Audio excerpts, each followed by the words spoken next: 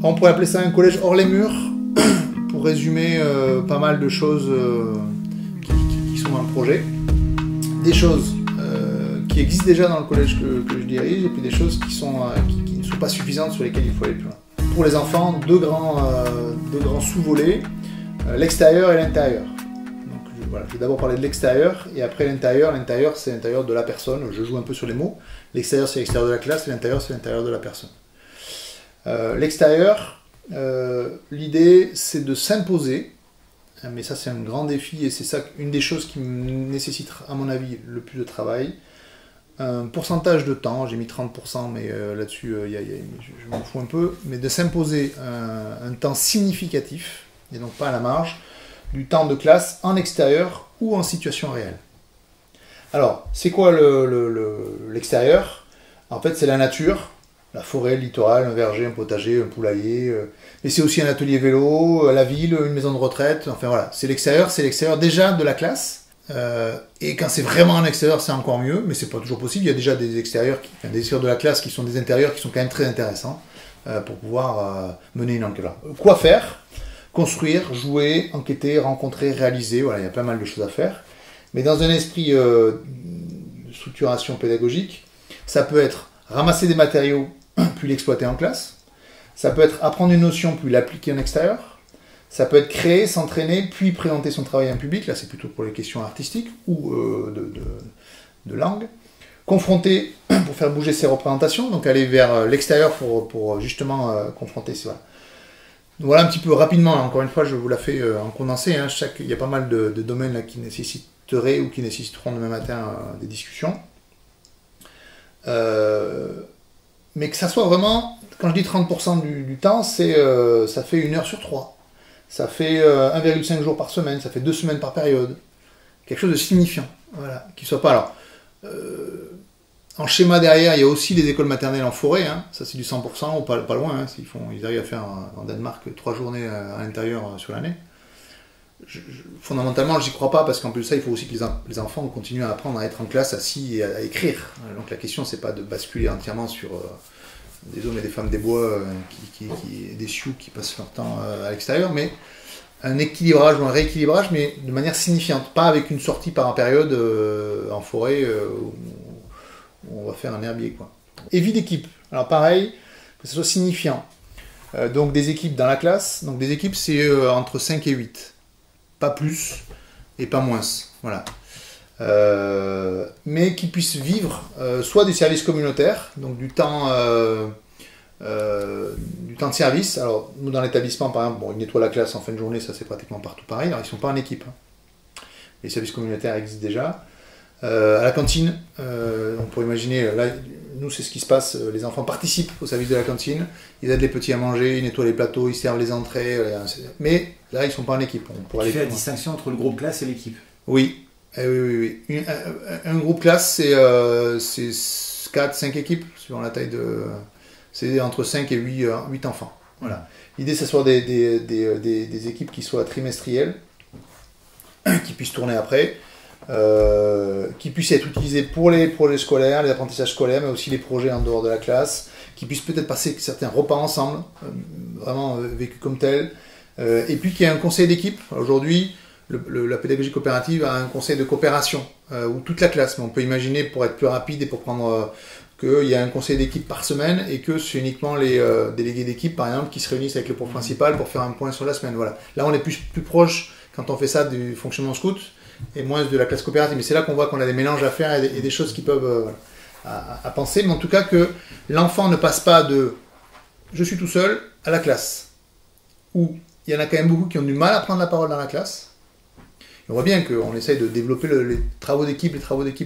Là, il y a vraiment un gros travail à faire, mais du coup, on peut aussi imaginer que la vie d'une semaine d'un enfant soit pas structurée que par une seule équipe. Il peut aussi y avoir un groupe différent quand il fait un projet en français, mais en tout cas, qu'il y ait une équipe un peu stable sur un trimestre qui fasse que là, il y a quelque chose qui se vit, qui se passe, où il y a une solidarité, une coopération voilà, dans la classe et en dehors de la classe. Voilà l'intuition par rapport à ça. Ça, c'est pas du tout. Ces deux points-là, autant la vie en extérieur que la vie d'équipe, n'a pas été du tout expérimentée à Saint-Vincent dans l'établissement. Par contre, d'autres choses qui ont été expérimentées, là, qui sont issues du scouting, la prise de responsabilité. Les enfants peuvent choisir entre une douzaine de responsabilités au niveau du collège qu'ils prennent sur l'année et qui sont vraiment des responsabilités au sens court du terme, c'est-à-dire qui ont une véritable utilité dans le fonctionnement global. Donc délégué de classe, bien sûr, délégué de cantine, mais il y a aussi des jardiniers, des éco-ambassadeurs classiques, mais il y a aussi un responsable technique qui fait la maintenance de premier niveau dans la classe et qui est en lien, enfin ils sont deux même, deux par classe, qui sont en lien avec l'agent de maintenance du collège pour changer la pile de la souris, recalibrer le tableau numérique, aider un prof qui n'arrive pas à projeter son iPad, parce qu'ils ont tous un iPad dans le collège, tous les enfants. Voilà. Donc il y a une douzaine de responsabilités. Ça fonctionne assez bien au sens où on a chaque année plus de la moitié des collégiens, puisque c'est volontaire, c'est pas obligatoire, plus de la moitié des collégiens qui prennent une responsabilité. Et on a un grand tableau dans la cour où toutes les responsabilités de chaque enfant avec le logo qui correspond sont affichées. Et quand ils ont acquis un certain nombre de compétences dans leur responsabilité, puisque chacune des responsabilités est accompagnée par un adulte, soit un prof, soit un personnel, un salarié au GEC, ils peuvent aller coller un autocollant qu'on leur donne en couleur sur le logo en noir et blanc de leur responsabilité dans la cour. Voilà. Donc ça c'est quelque chose qui fonctionne et qu'on veut déployer, qu'on veut continuer à déployer. Dans la pédagogie coopérative ça existe aussi, mais dans la classe. Donc là l'idée pour ceux qui connaissent bien la pédagogie coopérative c'est de le mettre au niveau du collège et donc de se dire qu'en primaire c'est plutôt dans la classe et au collège c'est plutôt au niveau du collège. Voilà, ça serait un petit peu ça aussi l'intuition par rapport à ces questions de responsabilité. Comme ils ont tous un iPad, il y a 4 journalistes par classe. Alors, les journalistes en 6e, 5e qui écrivent des reportages et qui prennent des photos, et en 4e, 3e qui font des vidéos. Voilà, il y a des veilleurs qui sont là pour valoriser tout ce qui se passe de positif dans la classe, dans l'établissement, pour stimuler des actions de solidarité. Il y a des... Voilà. Et tout est accompagné par des adultes. À chaque fois, il y a un adulte qui réunit, c'est pour ça que ça peut vraiment fonctionner dans un établissement de notre taille, c'est-à-dire il y a 12 classes. En gros, il y a 2 enfants qui ont la même responsabilité par classe, donc ça c'est un peu calibré, ce qui fait 24 enfants à piloter au maximum par responsabilité. Voilà, il y a des nuances pour certaines responsabilités. Voilà. Et les adultes qui sont responsables ne sont pas forcément les enseignants. Non, c'est pas obligatoirement les profs, ça peut être, c'est moitié prof, moitié personnel au GEC. L'agent de maintenance, la responsable de la cantine pour les délégués cantine,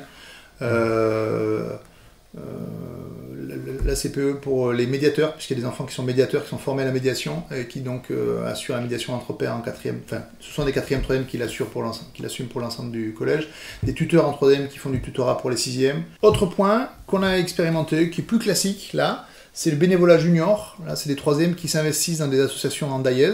Les associations viennent leur présenter ce qui se fait, plutôt les besoins qu'ils auraient dans leur association. Et ceux qui veulent, et en général ça a quand même un bon écho, alors là on est c'est un peu moins massif que sur la responsabilité dans le collège, mais ça demande, puis c'est un peu plus nouveau chez nous, être suivi, voilà, avec un livret pour le coup, puisque c'est un engagement qu'ils prennent en dehors du collège, mais avec un livret qui permet de valoriser ce qu'ils ont fait en dehors dans l'établissement. Voilà.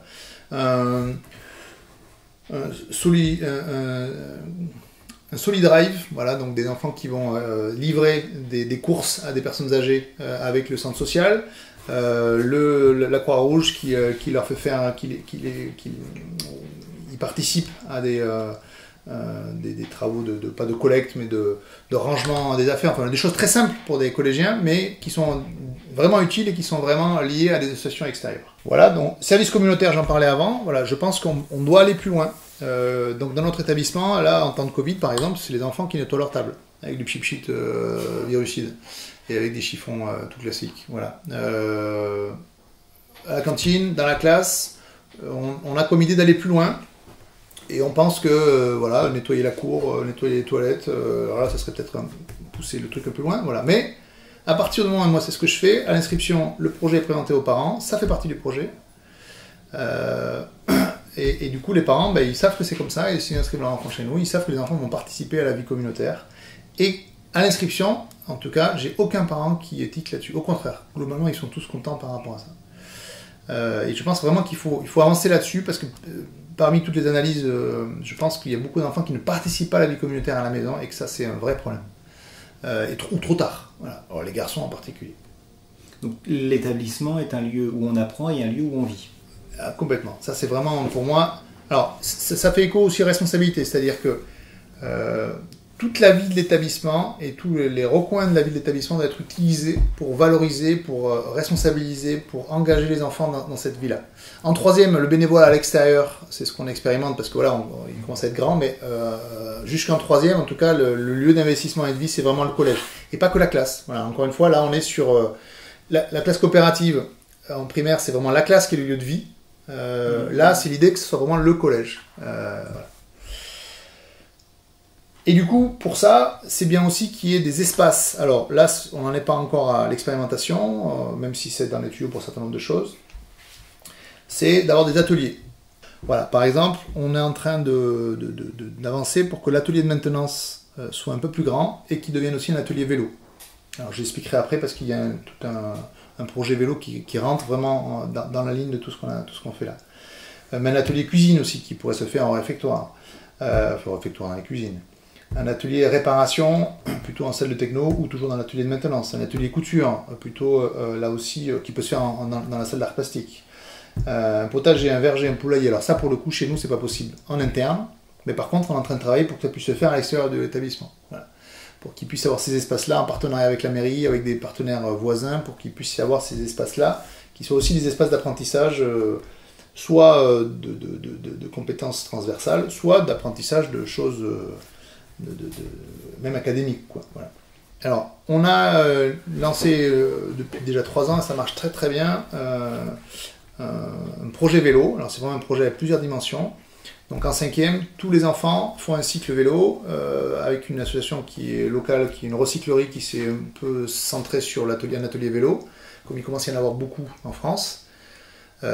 Qui est en fait un atelier où on peut venir réparer ses vélos. Et en fait, les bénévoles et les salariés de cette association-là sont formés à faire des vélos écoles. Donc en fait, ils viennent au collège sur 6 semaines, ils passent 2 fois 2 heures avec les enfants, avec le prof de techno, à faire un diagnostic du vélo et à apprendre à réparer le vélo. Et ensuite, en EPS, pendant 6 semaines, ils font vélo école pour bien se servir du vélo et pour bien maîtriser leur vélo. Comme tous n'en ont pas, ou tous ne peuvent pas venir avec, on a acheté 15 vélos d'occasion. À 80 € le vélo, je vous laisse calculer un budget qui est quand même tout à fait raisonnable. Et on va monter un peu en charge. Voilà. Donc là déjà, premier élément, on a quelque chose qui donne confiance aux enfants par rapport à cette question du vélo. Là, on est sur la question de la santé, le rapport au corps, sur la question de la sécurité, la question de l'autonomie, l'extérieur. Voilà. Et du coup, on a institué, ça demande encore à être bien stabilisé, mais on a des bonnes expériences par rapport à ça, le moyen de locomotion privilégié pour toutes les sorties sur Hendaye. Donc dès qu'on va à 1,5 km, à 2 km, à 3 km, la classe ne prend plus le bus, elle y va en vélo. Donc voilà, une sortie SVT sur le bord de la plage, il faut une demi-heure, 3/4 d'heure à pied, il faut 10 minutes en vélo. Donc il y a une flotte de vélos pour ça. Et l'atelier vélo, ça serait ça. Alors on ne l'a pas encore, mais l'idée c'est d'avoir un atelier vélo qui permette à des enfants de venir réparer leur vélo. On est en train justement, là cette année on va le lancer, de travailler sur 2 nouvelles responsabilités, mécanicien et pilote, pour les 4e, 3e. Parce qu'aujourd'hui quand ils font une sortie en vélo dans Hendaye, il faut qu'il y ait 2 adultes, donc c'est un peu compliqué dans l'emploi du temps. Moi je voudrais qu'il y ait un seul adulte, mais que du coup ça soit, si l'adulte est ok, si le prof est ok, sinon on en mettra 2, mais ils sont ok à peu près. En formant 2 enfants qui soient pilotes, donc qui soient formés pour être devant le convoi et aux règles de sécurité, et un mécanicien qui puisse faire des réparations rapides et qui puisse permettre d'installer encore un peu plus ce projet vélo dans ce qu'on sait faire. Voilà. On peut aller plus loin encore dans les idées, passer un deal, ça j'ai pas encore, c'est une idée que j'ai depuis 7 ans et que j'ai pas encore vraiment confirmé, avec un loueur de vélo électrique qui pourrait mettre à disposition pendant la semaine, parce que c'est quand même là qui, nous comme c'est des lieux de Hendaye, c'est quand même une ville touristique. Il y a beaucoup de loueurs de vélos les week-ends et les vacances. Pendant la semaine, ils pourraient louer les vélos aux parents, aux familles, à des prix modiques, et ça permettrait aux enfants, pour ceux qui habitent un peu plus loin, de prendre des vélos électriques. Voilà. C'est des idées pour installer cette question du vélo, qui est assez symptomatique de quelque chose qui peut toucher, qui peut ramifier à pas mal d'endroits. Un autre exemple, par exemple, l'année dernière, les éco-ambassadeurs, avant le confinement, donc une partie de ce qu'on avait prévu, ont fait avec l'association Recyclarté des sorties entre midi et 2 pour aller repérer les endroits d'Hendaye qui étaient dangereux en vélo et de faire un grand récapitulatif pour le présenter à la mairie. Voilà le genre de choses, on peut allier, on peut articuler beaucoup de choses par rapport à un projet comme ça. Alors, intérieur, là c'est toute la partie introspection. Alors, sur ces points-là, même si on n'a pas tout fait, on a fait pas mal de choses ces dernières années dans le collège. Donc là, je vais parler plus d'expérience que de projet, même si là-dedans, il faut qu'on aille plus loin. On a institué depuis maintenant 4 ans, 5 ans, un projet qui s'appelle Mieux me connaître, où on a pris 1 heure par semaine en 6e, 1 heure par semaine en 5e, et là, cette année, on est passé sur 6 semaines par groupe en 4e pour continuer. Mieux me connaître sur 2 dimensions, la question cognitive, donc sur la base des gestes mentaux de la garanderie, comment apprendre à être attentif, à mémoriser, à comprendre, donc tous ces gestes mentaux, à découvrir son fonctionnement mental pour l'exploiter au mieux. Donc là, l'idée c'est de leur apporter des éléments, mais aussi surtout les inviter à découvrir comment eux fonctionnent. Donc là, on est vraiment sur l'introspection et la découverte de leur fonctionnement propre pour mieux l'utiliser. Donc on a 3 enseignants qui se forment et qui sont formés aux gestes mentaux là-dedans. L'autre partie de l'année, c'est sur les émotions. Donc, première partie donc, sur la question cognitive, l'introspection cognitive. Deuxième partie de l'année, sur l'introspection émotionnelle. Qu'est-ce que c'est qu'une émotion? Comment on fait pour l'utiliser? Alors, justement, c'est tellement différent et c'est très intéressant de mettre les deux en parallèle. Voilà. Une idée, un concept, n'est absolument pas à gérer de la même manière en soi qu'une émotion. Et du coup, c'est très important d'avoir 2 approches complémentaires par rapport à ça. On a un outil qu'on a piqué à des Belges qui s'appelle la roue des émotions et qui est très utilisé dans l'établissement puisque les enfants s'en construisent une dès la 6e, qu'ils gardent jusqu'à la 3e, qui est utilisée quand ils font des médiations, quand il y a des conflits entre eux, voilà, qui leur permet d'avoir le vocabulaire pour exprimer leurs émotions, mais aussi les besoins qui sont associés aux émotions, voilà, sur la base de la communication non violente pour ceux qui connaissent. Voilà. Donc ça, mieux me connaître, ça marche bien. Alors les profs qui font ça, ou l'ACP qui font ça, sont formés, en tout cas pour au moins une, à la communication non violente, et il y a des profs qui commencent à l'utiliser en classe aussi, cette roue des émotions, et tout ce qu'on peut faire sur ces questions émotionnelles. On a aussi 2 enseignantes qui sont formées à la méditation, donc il y a des heures sur les heures d'AP, les enfants ont l'initiation à la méditation, donc là c'est pas volontaire, c'est vraiment pour tous, c'est obligatoire. Elle fait 10 séances, et en général les 10 séances suivantes, c'est les enfants qui animent la méditation. Et on commence à voir aussi, c'est intéressant, alors c'est en 6e, 5e, c'est obligatoire, et en 4e, 3e, sur la base du volontariat, sur les heures d'AP, et là, elle me racontait dès la première heure, c'est une prof de maths, donc vous voyez, c'est pour dire qu'on ne rentre pas tout à fait toujours dans les idées préconçues. Méditation, ça peut aussi aller avec mathématiques ou techno, et ça c'est très très bien de faire bouger les repères par rapport à ça. Elle me disait qu'en fait c'était les plus turbulents qui étaient là en 4e et qu'ils avaient une conscience, alors peut-être que certains c'était pour échapper à l'heure d'AP de français ou de maths, c'est possible, mais ça ne paraissait pas être ça, ils avaient quand même conscience que ça les aidait, qu'il y avait des choses qu'ils avaient appris en méditation, donc voilà. On associe ça aussi au travail qu'on fait sur les émotions, puisque ce sont des outils pour arriver aussi à rentrer en introspection, voir qu'est-ce qu'on ressent et comment le maîtriser. Ils ont 1 heure de sophrologie s'ils le souhaitent aussi par semaine avec une professionnelle là. Et là c'est nous qui orientons plus les enfants qui ont vraiment besoin d'un accompagnement un peu plus régulier pour gérer leur stress ou leur perte de contrôle devant tout le monde. Des choses qui seraient à faire et que je voudrais mettre en place, c'est justement la question de l'idéal partagé là, qui est tiré du scoutisme dont je parlais tout à l'heure, d'avoir sur les murs de l'établissement notre projet qui soit écrit avec des mots simples et qui puisse être un peu une référence au quotidien et qui puisse être, alors là c'est là il y a un vrai travail à faire dans le scoutisme, le scoutisme est un monde de volontaires, autant les adultes sont des volontaires bénévoles, autant les enfants c'est sur la base du volontariat, donc ils s'engagent, donc il y a une base de liberté. L'école c'est la contrainte, c'est l'obligation, donc il faut arriver à articuler ces choses-là intelligemment et à voir comment ça peut se faire pour pas biaiser cette dimension-là, et voilà, un idéal partagé, il faut qu'il y ait un espace de liberté. Sinon, ça marche pas. Voilà. Donc il y a un travail à faire par rapport à ça. En lien aussi avec ça, discussion philosophique. Je pense que on a besoin pour développer l'esprit critique et renvoyer les enfants. Alors, on a un peu ça, nous, en 4e, 3e, et ça va faire le lien avec la suite sur la pastorale, puisqu'on utilise des outils de MediaClap, qui sont mes questions parlons-en pour les 4e, 3e, qui sont justement des débats qui sont très intéressants avec un éclairage chrétien. Donc la parole pastorale explicite, bon, assez classique là pour le coup, mais qui me semble vraiment être liée à la question de l'intérieur, bien sûr. Culture chrétienne en 6e, 5e, donc avec Kim et Noé, 4e, 3e sur mes questions parlons-en. Une aumônerie en 4e, 3e pour ceux qui le souhaitent, là, pour les volontaires, où on va marcher sur les chemins de Compostelle 2-3 jours les années où il n'y a pas Covid. On fait des temps forts, on a la chance d'être à Hendaye, au pied on est sur l'océan et au pied de la montagne, donc on va faire un chemin de croix pratiquement chaque année en montagne, c'est sur la base du volontariat, mais on amène à peu près la moitié du collège à chaque fois. Des temps de prière également, voilà. Je pense qu'il faudrait qu'on arrive à installer une école de prière dans cette continuité-là, qui pourrait être que sur la base du volontariat, mais qui serait aussi, me semble-t-il, en cohérence sur cette dimension chrétienne avec tout ce qu'on peut faire sur l'intériorité.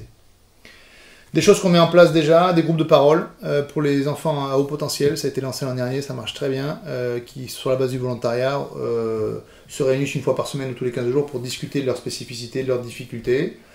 Un soutien aux intimidés. Autant on a une gestion des conflits avec la médiation entre pairs, autant c'est insuffisant sur la question du harcèlement et de l'intimidation. Donc voilà, on a une équipe de 4 enseignants et vie scolaires qui se sont formés à la méthode PICAS, je crois que ça s'appelle, et qui fonctionne très bien. En tout cas, pour l'instant, les petites expérimentations qu'on a pu faire l'an dernier sont enthousiasmants, voilà, avec des techniques bien ciblées, des techniques douces en fait, mais qui renversent la vapeur sur des enfants qui sont harcelés, ou en tout cas au début du harcèlement sur l'intimidation. Voilà, rapidement, ça c'était l'intérieur. Et puis rapidement, parce que je vais aller très vite, approche par compétences, pas de note en 6e et certainement en 5e. En tout cas, nous pour l'instant, il n'y a pas en 6e. J'aimerais bien pousser un peu le bouchon un peu plus loin pour vraiment s'installer sur les questions des compétences de manière forte. Une classe mobile d'iPad, à minima. Aujourd'hui, tous nos élèves ont un iPad qui ramènent chez eux. Quand j'avais écrit ça, une classe mobile, c'est parce qu'on réfléchissait à revenir un peu en arrière, à avoir une classe mobile, et le confinement est passé par là, et on était quand même assez contents qu'ils aient tous un iPad à la maison, parce qu'on a pu dégainer le travail en distanciel de manière efficace très rapidement. Coordination de dispositifs, besoins éducatifs particuliers, j'en parle 2 mots là, mais voilà, on a fait un gros coup d'accélérateur dans tout l'accompagnement des DIS, des EIP, des TDAH et compagnie. C'est un raccourci quand je dis les EIP, les TDAH, des enfants qui sont porteurs de tous ces handicaps ou ces spécificités, avec une prof qui a 4 heures contrat au GEC pour coordonner tout ça. Et qui maintenant, cette année, en plus, peut recevoir les enfants 1 heure par semaine, et qui les accompagne même individuellement dans la discussion, voilà, et qui coordonne avec l'enseignante référente, qui anime les ESS, voilà, qui fait qu'on va beaucoup plus loin, qui accompagne les profs principaux dans la rédaction des GEVASCO, voilà. Donc dans la prise en compte de la fragilité, justement, là il y a quelque chose qui marche, qui est un levier assez exceptionnel avec un moyen raisonnable. Et puis pratique de la sobriété, voilà, nos enfants maintenant quand ils arrivent au collège et à l'école c'est pareil, on leur offre une gourde pour faire disparaître les bouteilles, il y a des serviettes en tissu qui sont réapparues à la cantine, ainsi de suite. Voilà pour la partie enfant.